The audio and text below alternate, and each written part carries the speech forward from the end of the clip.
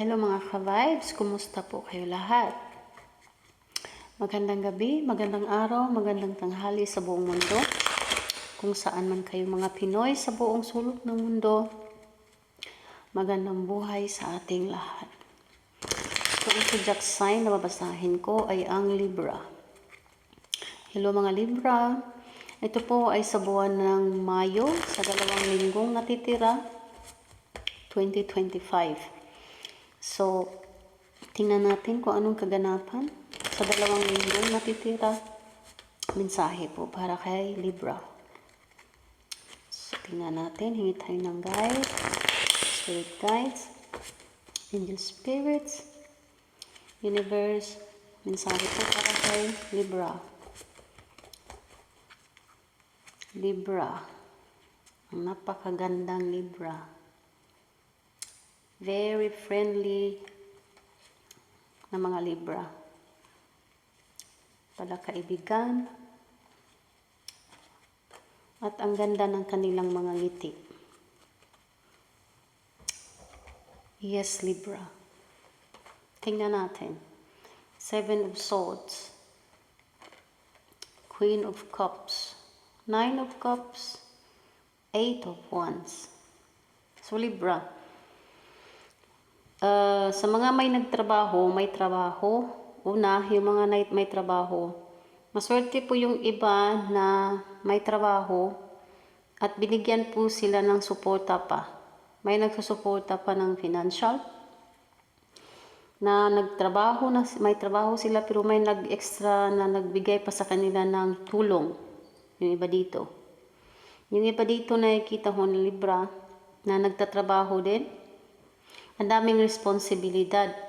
Madaming responsibilidad, halos left and right, front to back, yung obligasyon ni Libra, pamilya, halos wala nang natitira sa sarili niya, anak, family.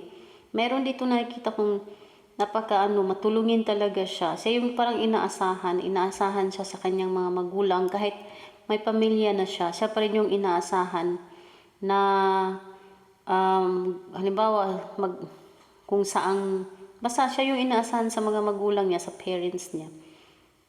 Opo, siya yung, kahit may mga kapatid siya, parang sa kanya nakadepende pa rin. Oo, yung halimbawa, yung pag may mga events, basta siya yung siya yung center of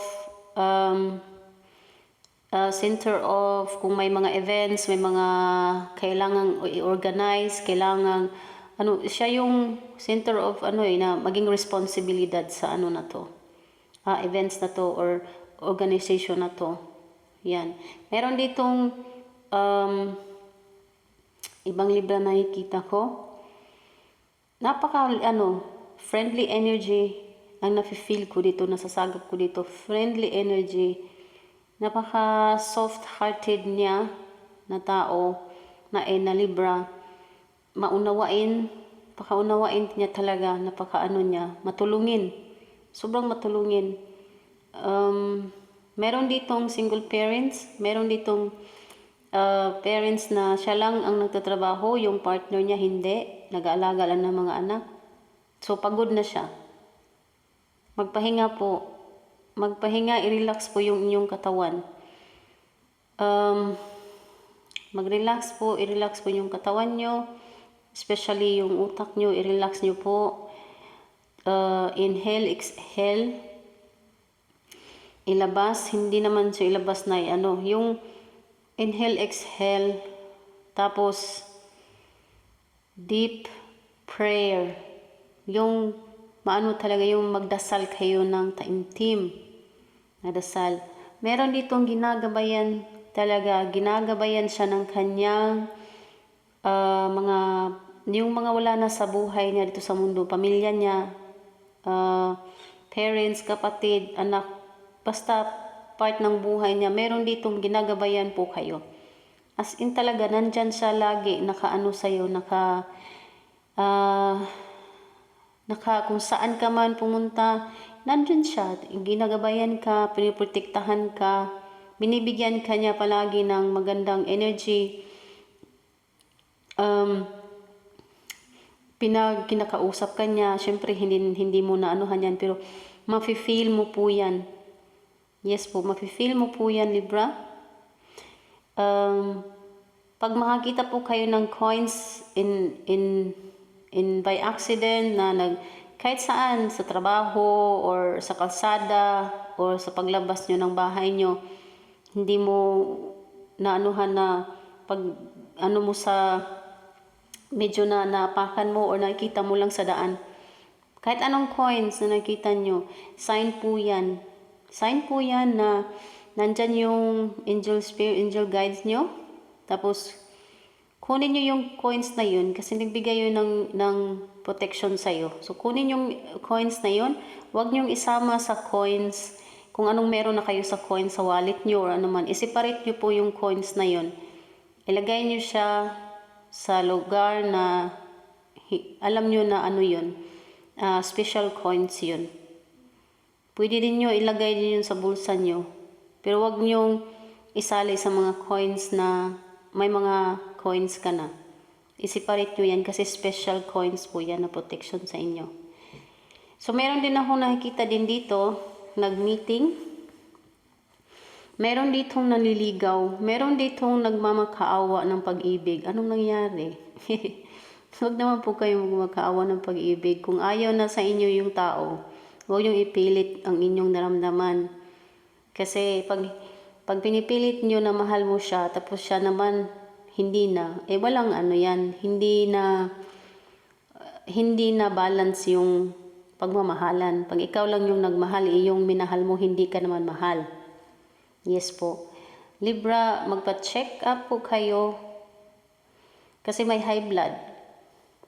May high blood, sugar, nakikita, na-feel ko dito, high blood, sugar. Ang dami yung ano sa, magpa-check po kayo, mag-diet. Yung iba dito, kunting mag-ano po kayo, reduce po kayo. Huwag po kayong masyadong kumakain ng mga fatty foods. Yung iba dito, mahilig sa mga sobrang salty, sobrang maalat na pagkain. Dahan-dahan po sa pagkain ng mga ganyan. Mostly, pag kumain po kayo ng medyo sobrang maalat, uminom kayo ng tubig. Tubig lagi po. Tubig kasi pang ano po yan, wash out po yan ng mga ano sa katawan. Toxic, yung mga dirty natin sa katawan, yung mga dumi natin sa katawan.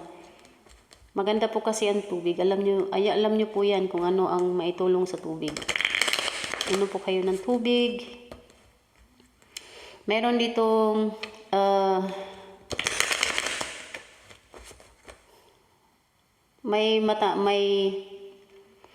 yun nga, sinasabi ko kanina, may trabaho siya at plus may nagsuporta pa sa kanya ng financially.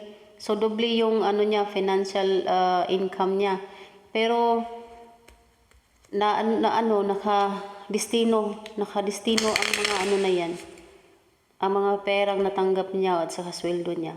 Maglaan po, hindi po lahat makarelate. Please po, kunin po ang positive energy, negative energy itapon. Makarelate man ito ay makarelate lang. Hindi po makarelate, wag pong kunin. So, yung iba dito nakikita ko,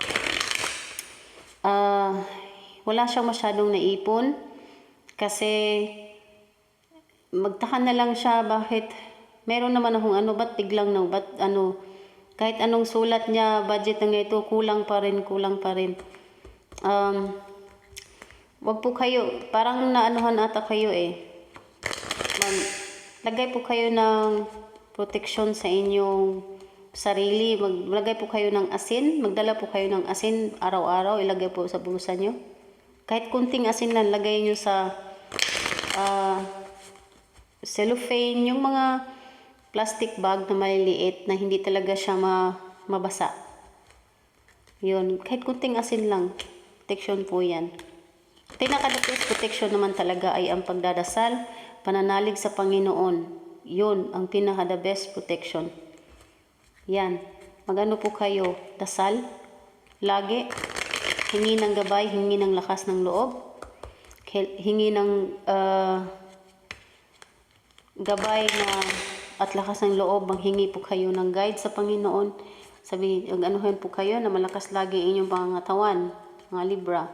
Meron ditong ikakasal, may iba dito maghiwalay. Kakasal yung iba dito maghihiwalay o naghiwalay na. May magpunta ng ibang bansa dito. Pipirma po kayo ng papel, may magpipirma ng papel dito. May ikakasal, itong ikakasal na to ay bless po kayo. Yung ikakasal po nito. Mabibless po yung kasal nyo. What I mean mabless yung sa pakasal nyo na maging two become one na kayo, bless po yung sitwasyon nyo. Yes po. May iba dito ikakasal, may mga anak na, mayroon na silang anak kasi nag-live in muna sila, nag-stay together muna sila bago sila kinasal. Meron ditong buntis. Opo, may buntis. Mayroon din ditong mag-travel ng ibang bansa. Meron ditong mahilig sa maalat talaga. Mahilig sa maalat. Meron din ditong andun yung feel niya na pag may maliwanag ang buwan, ma-feel niya yung hindi niya nandun yung peace, yung maaliwalas yung pakiramdam niya, nandun yung peace of mind niya pag may buwan siyang nakikita, maliwanag na buwan, yun. Tapos may dito, may nagninegosyo. Ang swerte po sa negosyo nyo, may nagnegosyo po dito na may nagninegosyo o nagnegosyo na. Ang swerte nyo po sa negosyo sa negosyo na yan na meron kayo. Ang swerte po kasi palago siya ng palago eh. Yes po. Palago siya ng palago. Huwag po kayong mag-alala, mga Libra. Huwag po kayong masyadong huwag po kayong mag-isip at huwag nyo nang isipin ang mga nakaraan. Kasi lagi kayong bumabalik sa mga nakaraan eh. Meron din kasi ditong, may iba din dito na nagkarelasyon. Yung karelasyon niya, yung pares niya ay nagluko. Niluloko siya. Huwag niyong kunin kung hindi po makarelate. Please po. Huwag niyong kunin kung hindi man po kayo makarelate. So, tingnan natin kung ano ang bonus card na mensahe para kay Libra galing ni Universe. So, tingnan natin. Kuha tayo ng bonus message para sa inyo. Dito tayo. Ayan. Tingnan natin. So, the dog, positive siya. Maganda ang resulta. Friendship, loyalty, reliability, companionship, helpfulness, satisfaction. Positive din ang resulta. Wow, the fish. Expansion, multiplying, richness, success in money. Wow. Sabi ko yung negosyo dito. Yung may negosyo at magninegosyo pa lang. Yung negosyong naisipan nyo at meron na kayong negosyo, papalago pa yan. Ang daming uulan at ulan pa yan ng pera. Lalago at lalago pa yan. Mga Libra, ang ganda oh. Ang ganda ng mensahe sa iyo ni Universe. Yung niya, bonus message niya para po sa inyo, mga Libra. Congratulations sa kapirahan, mga Libra. So maraming salamat po sa panonood. Hanggang dito na lang po muna tayo. Hanggang sa muli. Paalam.